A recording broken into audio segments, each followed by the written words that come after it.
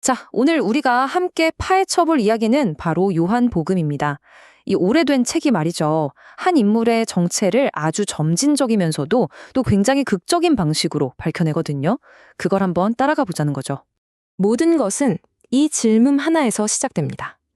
나사렛 예수는 과연 누구인가? 이건 뭐 인류 역사상 가장 거대한 질문 중 하나 아닐까요? 정말 수많은 사람들이 이 답을 찾아왔죠. 그런데 말이죠. 그냥 있었던 일을 쭉 나열하는 걸 넘어서 바로 그 질문에 답하기 위해 아주 치밀하게 쓰인 책이 하나 있습니다. 그게 바로 요한복음이에요. 자, 그럼 그 주장을 한번 자세히 들여다볼까요? 요한이 내놓는 답은요, 그냥 한 평범한 사람의 일대기가 아니에요. 이야기는, 모든 것의 시작, 그러니까 태초로 거슬러 올라갑니다. 스케일이 정말 어마어마하죠. 아마 많이 들어보셨을 거예요. 바로 그 유명한 요한복음의 첫 구절입니다. 이 한 문장이 이 책이 다룰 이야기가 얼마나 거대한 우주적인 스케일인지를 그냥 처음부터 딱 하고 못 박아 버리는 거죠. 자, 여기서 말하는 말씀이 대체 누구일까요? 요한은 정말 흥미롭게도 1장에서부터 예수의 정체에 대한 핵심 주장을 다 쏟아냅니다. 이 말씀은 세상을 창조한 바로 그 창조주, 태초부터 하나님과 함께 계셨던 존재, 그리고 마침내 사람이 되어 우리 곁에 오신 분이라고 설명해요. 한마디로 이 말씀이 바로 인류를 향한 하나님의 가장 완벽한 자기소개, 즉 계시라는 겁니다. 자, 이제 요한이 펼치는 정체 공개의 다음 단계로 한번 가볼까요? 이제부터는 예수님이 직접 자기 자신에 대해 아주 의미심장한 선언들을 하기 시작합니다. 그때 사람들은 뭘 원했을까요? 당장 자기들을 로마의 압제에서 구해줄 그런 정치적인 영웅을 기다리고 있었어요. 기적을 보고 나서는 배를 채워줄 빵을 원했죠. 그런데 예수님이 내놓으신 건 뭔가 좀 달랐습니다. 눈에 보이는 빵이 아니라 생명의 빵을, 정치적인 해방이 아니라 영적인 길을 말씀하셨거든요. 사람들의 기대와는 완전히 다른 차원의 이야기였던 거죠. 그 대표적인 예가 바로 나는 생명의 빵이다 라는 선언이에요. 이게 언제 나왔냐면 빵 5개랑 물고기 2마리로 5천 명을 먹이신 그 엄청난 기적 직후였어요. 사람들은 더 많은 빵을 기대했는데 예수님은 내가 바로 그 빵이다. 단지 배를 채우는 빵이 아니라 영원한 생명을 주는 진짜 양식이다 라고 말씀하신 거죠. 그리고 또 이런 선언도 하십니다. 나는 세상의 빛이다. 근데 이 말이 더 의미심장한 건 태어날 때부터 앞을 보지 못했던 사람의 눈을 뜨게 해주신 직후에 하셨다는 거예요. 그러니까 단순히 물리적인 빛을 보게 하는 걸 넘어서 내가 바로 영적인 어둠을 밝히는 진리의 빛 그 자체다라는 걸 행동으로, 기적으로 보여주신 셈이죠. 나는 선한 목자다. 이 비유도 굉장히 중요합니다. 그냥 내가 리더다 이런 뜻이 아니에요. 당시 목자는 자기 양들을 지키기 위해 목숨까지 걸었거든요.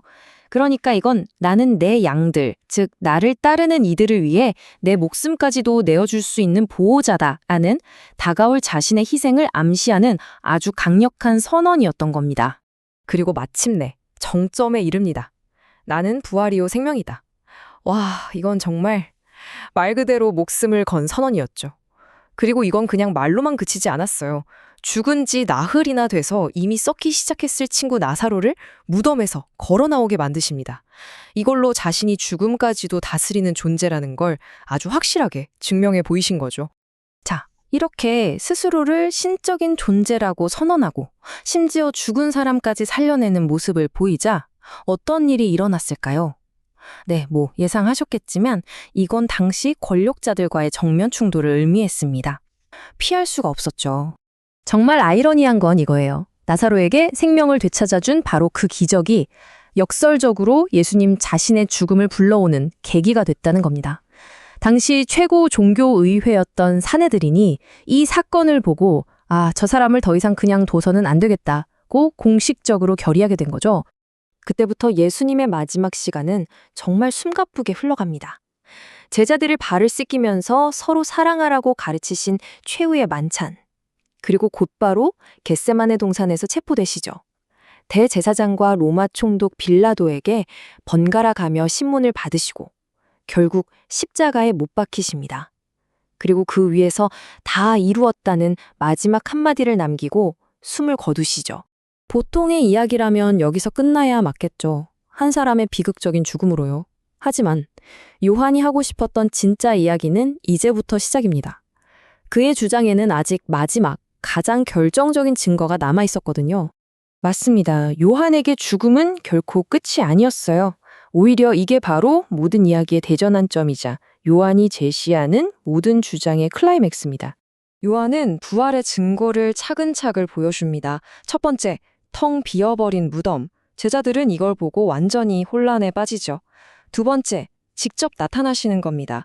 막달라 마리아에게, 제자들에게, 심지어 내 눈으로 보기 전에 못 믿겠다던 도마에게까지 나타나서 살아있음을 똑똑히 보여주세요. 그리고 마지막으로 죄책감에 무너져 있던 베드로를 찾아가십니다. 그리고 그를 용서하고 내 양을 먹이라는 새로운 사명을 주시면서 그의 삶을 다시 일으켜 세워주시죠. 그러니까 이 모든 걸 쭉 놓고 보면 요한복음은 그냥 한 위인의 전기가 아닌 거예요. 이게 핵심입니다.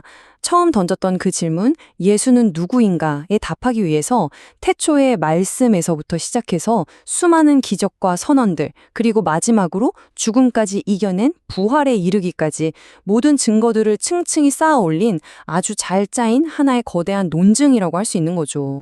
요한은 이 긴 논증을 통해 자신의 답을 아주 명확하게 제시했습니다. 예수는 바로 하나님의 아들이자 세상의 구원자라는 거죠.